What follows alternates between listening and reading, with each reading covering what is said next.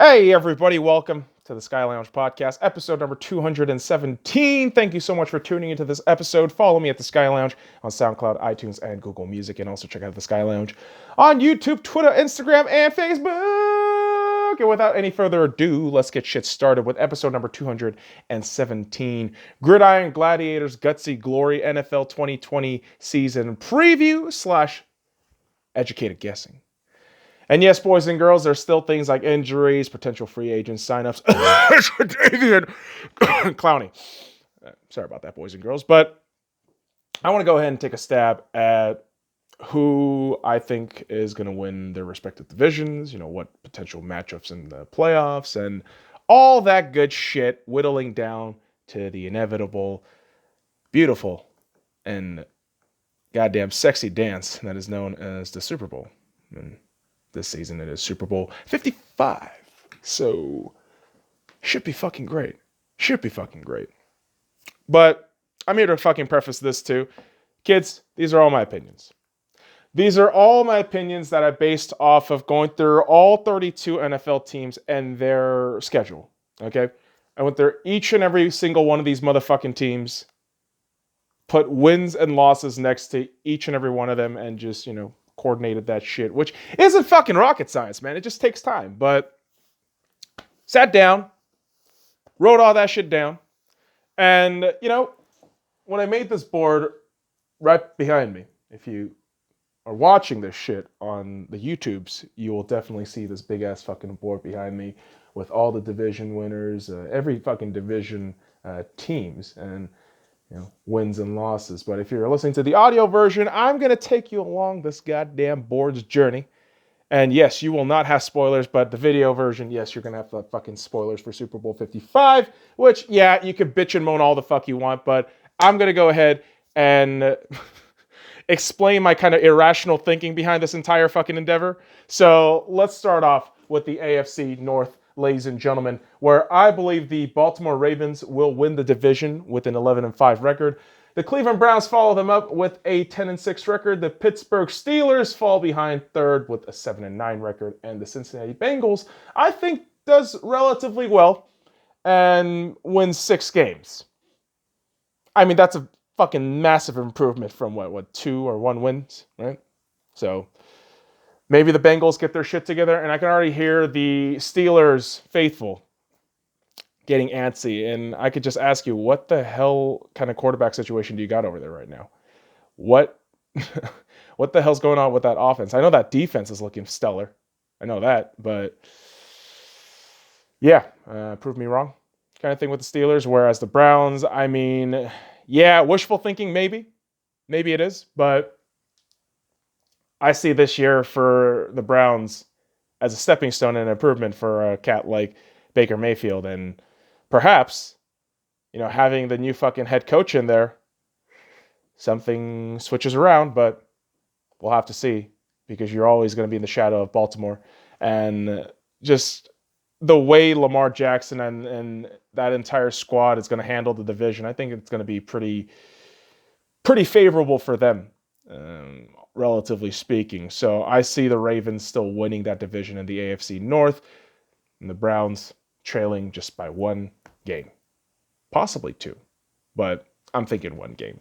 And scream, go ahead, let it all out, because we're going to move on into the AFC South, where I guess I don't really see the value in this division as a lot of other people do, but I believe the Tennessee Titans will continue their prominence, as of late, with fucking Vrabel and everybody else in this squad, with an 11-5 record winning the AFC South, followed by Houston with a 9-7 record, because I think Bill O'Brien is a really, really, really bad head coach who can't cultivate any sort of locker room culture, nor control his fucking players, nor be a fucking GM. So despite the talents and despite Deshaun Watson, who I believe is going to play lights out, I don't think they're going to fucking get there. There, meaning the fucking playoffs. So I got the Houston Texans with a 9-7 record, followed by the Indianapolis Colts, who I believe are going to sit at an 8-8 record, and then the Jacksonville Jaguars. 1-15. Why do I think they're going 1-15? This organization has proven to be a fucking cesspool of parasites. Yeah, from top bottom, it's just a horrendous fucking place. And yeah, you just diarrheaed out all your fucking talents from just the appearance in the AFC Championship not too long ago. So I have no faith in this Jacksonville Jaguars team. I mean, you have more fucking assurance that you might be playing in London more than in Jacksonville and shit like that. Yeah, no. I don't fucking trust Jacksonville. I don't think they got anything worthwhile down there. And so I think they're going to have the fucking worst record in the AFC South. So let's move right along into the AFC East, boys and girls, where we have the New England Patriots once again winning the AFC East because life is unfair and Cam Newton will probably have a relatively renaissance period for him. Which, yeah, it's going to suck for all of us, but Belichick has his ways. He really does have his ways. And as much as you hate it, man, that's just kind of part of nature at this point, right, within the NFL. But what isn't really part of nature is what I think is going to happen with the Miami Dolphins with a 10-6 record. Now, this may be me just overthinking here, but I believe within the last 7 games of the 2019 season, the Miami Dolphins really showed out some fucking balls and, testicular fortitude, especially with the fucking win against the New England Patriots. And I think with a quarterback that's not named Ryan Fitzmagic and Tua Tagovailoa, Dolphins step it up. They spend a lot of fucking money in free agency because you have a rookie fucking quarterback. So now's the time to jump on it. And I think Tua will be that talent to push this fucking team forward. So Miami with a 10-6 record right behind the New England Patriots. I think it's going to be a very close race between the two of them for the AFC East. Whereas the Buffalo Bills, I believe they fall to an 8-8 record. I just don't really see Josh Allen as that pivotal figure to get Buffalo over the hump. And despite how well that defense has been growing into itself, I just think the offense is going to falter a little bit. And so Buffalo, I believe, is going to be in a strong, solid position at their, like, a respectable but disappointing kind of placement within that division. Whereas the Jets, Jets, 4-12. 4-12. I got nothing to say. I think Sam Darnold is going to have massive improvements individually, but as an entire squad, what the fuck is that team going to do? Le'Veon just seems to be poised to leave eventually. He seems like a cancer just waiting to fucking happen. If a sub 500 record does that, yeah, you could definitely trade him for assets. You should. Is that fucking much for a running back where you can get 1 or 2 now because of your goddamn picks for Jamal Adams?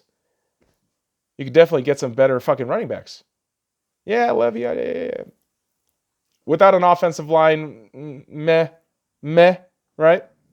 But of course, New York sports fans get real all riled up when I get into their shit. But prove it, Jets, prove it. With all the teams that I have put really low on these tiers, just prove it. Go out there and fucking prove it. If I'm wrong, I'm wrong. But until then, prove it. This is a prove it league. This is the NFL. Not for long. So, hence, we're going to move on into the AFC East. Or actually, no, we're going to move on from the AFC East into the AFC West, you dumb fucker. Yes, I mix up my words. Yes, sometimes East is confusing with West because I'm a dumb. But, motherfuckers, we are moving on to the AFC West, where I believe the Kansas City Chiefs will, again, win the division. And with the 13-3 record, I believe they are going to be the top seed in the AFC conference. And yeah, I just don't really fucking see any other team in the division really contesting for that number 1 spot. However, I do have Denver at 12-4, and I'm going to explain why. Drew Lock. I think this is the year Drew gets unlocked. But no, in all seriousness, if the offensive line can at least help the kid out, I think Denver has enough weapons on both sides of the field to get shit done within that division pretty handily without, the Kansas City Chiefs ordeal, which is a problem. But I think it's fair to say Denver can at least pull off one win against Kansas if everything just kind of goes to shit for Kansas. But I am pretty optimistic about the Denver Broncos and Drew Lock. I think he's a really gutsy quarterback who I feel can lead that team down the trenches. And it ain't Joe Flacco, so you're good. You're good, man. It's not Case Keenum. It's none of these fuckers. You got a real quarterback now, Denver. So have some optimism there, right? Yeah, unlike the Las Vegas Raiders. Listen, the Raiders are going to be in this city of Las Vegas, but I still think they're going to go 7-9. I don't think they're going to go over 500. A, the division is very difficult. B, their schedule just looks pretty exhausting, relatively speaking. And yeah, C, first year in a new city, it might not bode too well. But who the hell knows? Sometimes Vegas sports ball has a way of making their own fucking luck. Like the Vegas Golden Knights, their first fucking year, they go to the goddamn Stanley Cup final, and despite losing, it was amazing. But will Vegas be the venue to spark that shit up for another team moving in? We'll see. We'll see. It's not a new team, but it's a team. So maybe Vegas luck. But in my mind, I'd say the Raiders go 7-9. Now, let's talk about the bottom feeders of this division. Another 1-15 team in this conference in the Los Angeles Chargers. Yeah, you signed Justin Herbert. Cool. You just signed up Joey Bosa to a $135 million contract with $100+ million guaranteed for 5+ years. Wow. You are not going to have a lot of wiggle room. And I think you're going to have an exodus of players just because what the hell is going on over there with the consistency and everything? I don't trust it. I don't see it. And so I believe the Chargers will be bottom feeders in the AFC along with the Jacksonville Jaguars. Now, let's move on in to the NFC, and we'll start off with the NFC North, where I believe the Green Bay Packers will win their division with a 12-4 record, following it up with the Minnesota Vikings at 10-6. These two, I think, are going to be interchangeable, to be honest. Green Bay, you already know the whole fucking riff with Aaron Rodgers and the team picking Jordan Love is going to have a massive fucking repercussion down the line, especially years later where contracts are going to be an issue. Trying to pay up, young star fucking defensive players is going to be a whole problem and a logistical fucking thing that GMs get a fucking headache from. But that's what you have to deal with. And I think that kind of schism can cause a bit of problems in that Packers organization. But you do have the Vikings, who infamously always just shoot themselves in the foot, except for that one occasion where New Orleans choked harder than them, so they were kind of scot-free. But again, I think Green Bay and Minnesota, very interchangeable within that 1 and 2 spot, but I don't see the other fucking two making a dent in the Chicago Bears, who I believe are going to go 9-7 with Big Dick Nick, but you're still a Trubisky team. Can't believe you're still fucking keeping him around, which that's a shame. But kind of like Jameis Winston, I think he's just going to pop away one day. So, Big Dick Nick leading the Chicago Bears with a 9-7 record. And yes, you have the Detroit Lions at fucking dead last with a 2-14 record. Why? Because they're the fucking Lions. What the fuck have they? What the fuck have they done? What is Matt Patricia even doing over there? Oh, we're creating a culture. Are you really? Or are you just buying off expatriates on the dollar? Or actually, you're not even doing that. You're overpaying for Patriots players. But oof, I just have no faith in Detroit at all either. That's another organization that I look at its entirety and think, oh, nothing good's going to happen for you for a long time. Stafford's the best. Okay. Keep telling yourselves that. Keep telling yourselves that Matt Stafford is the most underrated quarterback ever in the league. He should be a great fucking player. But he's scripted. What the fuck do you mean scripted? Any fucking time I see this dude in the fucking fourth quarter in a game-deciding moment, he will have a turnover within, I don't know, 2 or 3 attempts. It just happens. It's scripted. That's how mediocre this man is. But please, keep telling me Matt Stafford's great. Keep telling yourselves that shit. Have fun. But I think the division that's going to have the most fun from the chaos is going to be the NFC South, where I believe the Tampa Bay Buccaneers are going to win that division, and by virtue of weird fucking NFL math, I think the Tampa Bay Buccaneers win the first seed for the NFC with the 12-4 record. And not just Tom Brady. I think everything is going to start clicking for that defense, which has been a work in progress, especially last season, but I feel like there's going to be a tendency for them to step it up. And you all discount Tom Brady. I think he's going to have one spectacular season in Tampa Bay where I think he's going to perform brilliantly. And it's going to be him and Belichick looking across the pond, playing the fucking jealousy war. And I think Tom, relatively speaking, without any spoilers, boys and girls, I think he's going to be the last man laughing within this season.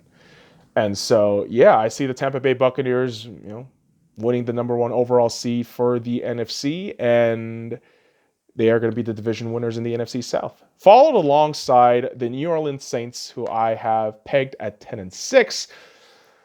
Yeah, it's a Drew Brees-led team where when everything is right, something always goes wrong. And this team, even if they make the fucking playoffs, they're going to choke themselves out the fucking playoffs as they always do, then proceed to blame all the fucking referees for their goddamn problems. Sounds about right? And yeah, they're going to get fucking second place in that division, but complain all you want about Tom Brady, but yeah, I don't see it for the Saints. Although, you won't be the latter 2 fucking teams in that division, and the Carolina Panthers, who I believe are going to be a respectable 6-10, where you have all this new shit going on, you're trying to build a culture, and you're going to have 1 or 2 surprising wins here and there, but overall, it's a rebuilding year, and we shouldn't expect too much from these cats, but a respectable 6-10 is what I see from the Carolina Panthers. Unlike the Atlanta Falcons, who I think they're going to be another fucking dump truck fucking 5-11, which pretty much means they are going to try to win games unnecessarily when if they just bit the bullet and lost, they would get higher in the fucking draft position, but they will always find the fucking way to choke themselves out of a finer draft position, which they've literally done last season. So don't count it past fucking Quinn and the fucking Bird Boy gangs down there in the ATL. Now, speaking of birds, let's move on into the NFC East, where I have the Philadelphia Eagles winning the division at 9-7. Why is that? McCarthy and Dallas is going to be a fucking decent run. Nothing too fancy, nothing too spicy, but I think the whole Dak Prescott situation is really going to mess up the Cowboys and put them at an abysmal 8-8 spot. And Skip Bayless and all those assholes on ESPN are going to talk about fucking Cowboys all goddamn day. And yeah, I have respect for that team, but the fans and the fucking media coverage just makes me nauseous as hell. So despite all that overhyping for the Cowboys, I still think they're going to fucking stumble on into the abyss known as mediocrity and settle with an 8-8 record. And behind them, I see the Giants at a 6-10 record. Not horrible, but Daniel Jones looks to be pretty solid. But not much going on with that squad, right? Yeah, it's unfortunate. But what's really going to be unfortunate is the Washington Redskins. Yeah, I said the Redskins. I'm not going to call them the fucking Washington football team. No. Oh, do I have to apologize? No. They're the Washington Redskins. And they're going to go 0-16. And that will put them as the number 1 overall draft pick winners. Which means they could potentially get Trevor Lawrence, right?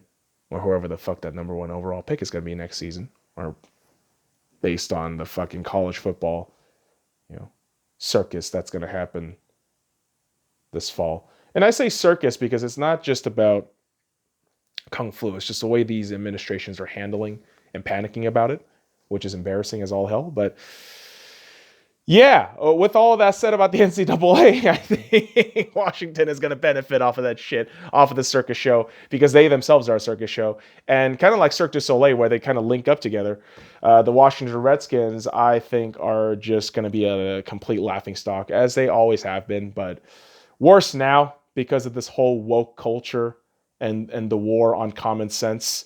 And so I see the Redskins just as a lowest common denominator bottom bitch bullshit. And not the good kind of bottom bitch. Like, you are literally a bottom bitch dweller. So shame on the Redskins. But it is what it is. And let's talk about the division that I'm going to be watching in the NFC West. And yes, motherfuckers, I actually do have the Seattle Seahawks winning the NFC West with a 12-4 record. And the San Francisco 49ers following right behind them at 11-5. And the Arizona Cardinals at 10-6. And the LA Rams at 6-10. Now, let's get this out of the way. I don't think the Rams are going to have any fucking impact on the goddamn division at all. At all. I think they'll have 1 or 2 irritable wins against teams like Seattle, maybe Arizona. But I don't see this Rams team led by McVay, who kind of out of your old tricks, aren't you, buddy? And who's his quarterback? That boy. Oh yeah, Goff. They're gonna fuck off from that goddamn division, because I think the Arizona Cardinals are going to be a team that is going to be very respectable. Now, could I say the first, second, and third spots in the NFC West as I have them now? Could they switch up? Yes, absolutely.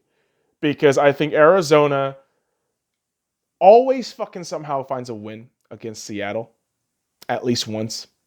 And I think the way their squad has improved, and I think the trajectory for Kyler Murray is going to be incredible. And so that could be the real dark horse in the NFC for me. Now, I haven't talked about my dark horse in the AFC, but yeah, it is the Miami Dolphins, who I have heaped a lot of fucking praise on with the Brian Flores head coaching staff and all the fucking cats linked down there. But the Arizona Cardinals, I think, can have an impact in this division to upset a couple of fucking teams like the Seattle Seahawks or the San Francisco 49ers, and outright could potentially take that division. But when it comes down to it, obviously, we're going to look at San Francisco and Seattle. And I think Seattle just gets a slight edge because of my guy with the jersey in the back here, Russell Wilson. Russell fucking Wilson is going to carry this goddamn team to a number of wins, which we're going to say, how the hell did we fucking come out of that shit? Because Pete almost fucking killed us. Oh, wait. Russ, MVP level. And somehow, some way, Russ won't get nominated for an MVP nor win it, and it'll be a disaster for Seattle Seahawks emotions in terms of the fandom. But I can see the salt from the San Francisco 49ers fans. Yes, I think you aren't going to be as good as you were last season. However, you are still going to maintain some level of decency because that's what a lot of Super Bowl losers tend to do.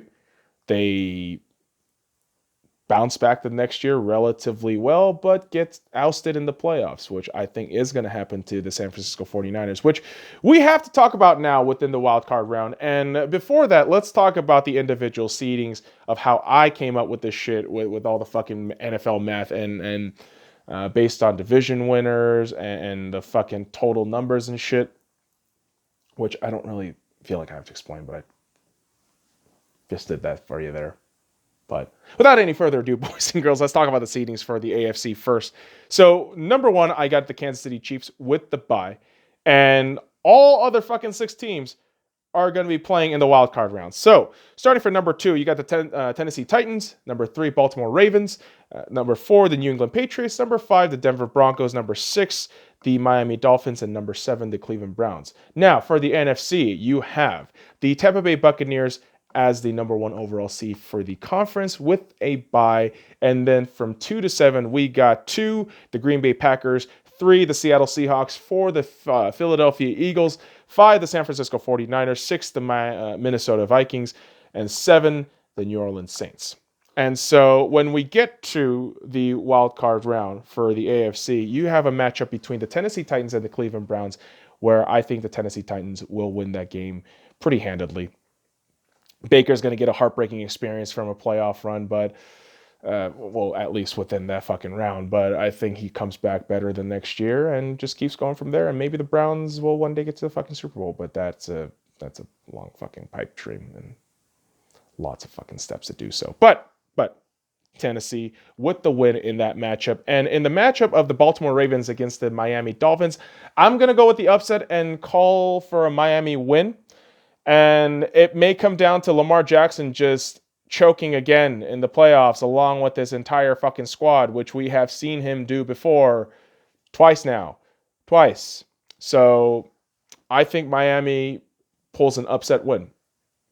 And when you come down to the final wildcard round bout, you have the New England Patriots taking on the Denver Broncos. And again, I'm going with another upset here. The Denver Broncos with the win. Drew Lock, fucking Von Miller-led defense. I think that is a recipe for some fun football against the evil brains of Bill Belichick. Of course, it's always a problem. But yeah, Denver finds a way to win. And let's move on into the NFC, boys and girls. The Green Bay Packers taking on the New Orleans Saints. Yeah, again, Saints choke, and I think Green Bay wins that pretty handedly.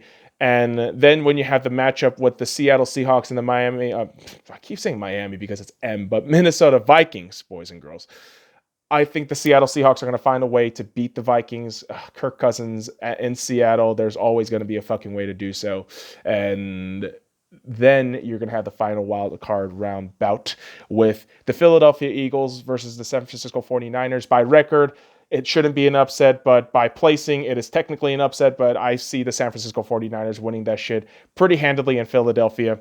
And that leads us into the divisional round.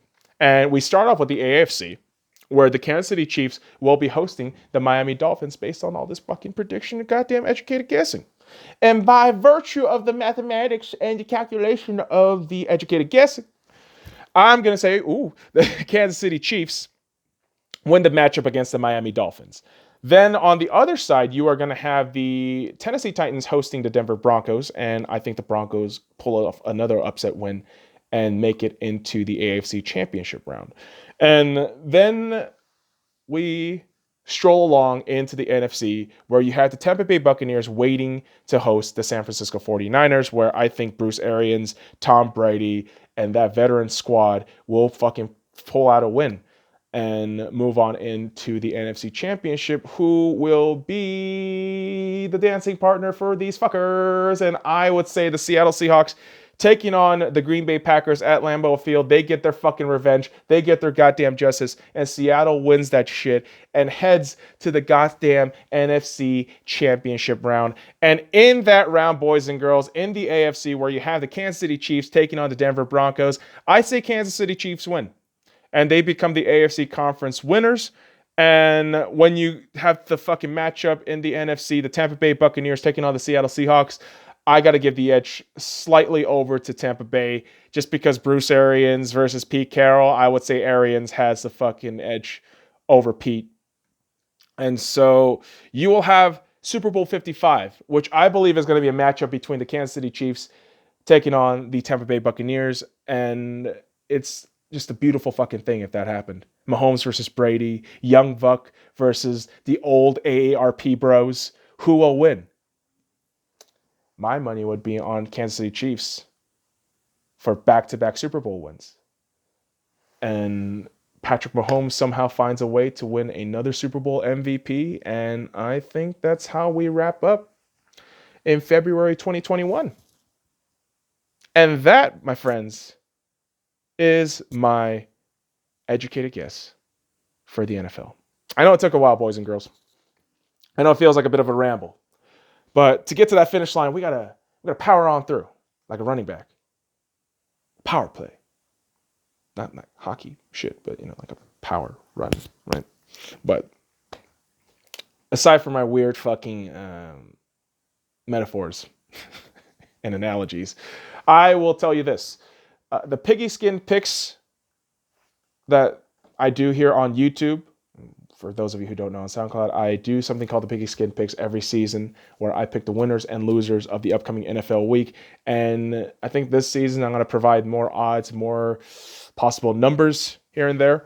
So that will be up every week once the NFL season starts. And yes, tune in to the week 1 preview for Piggy Skin Picks, I think a day or two before the games start. So I'm excited, kids. I am definitely fucking excited for the NFL season, as you can clearly tell with this goddamn board that I put way too much fucking time in. But ultimately, let's get that foosball. Foosball?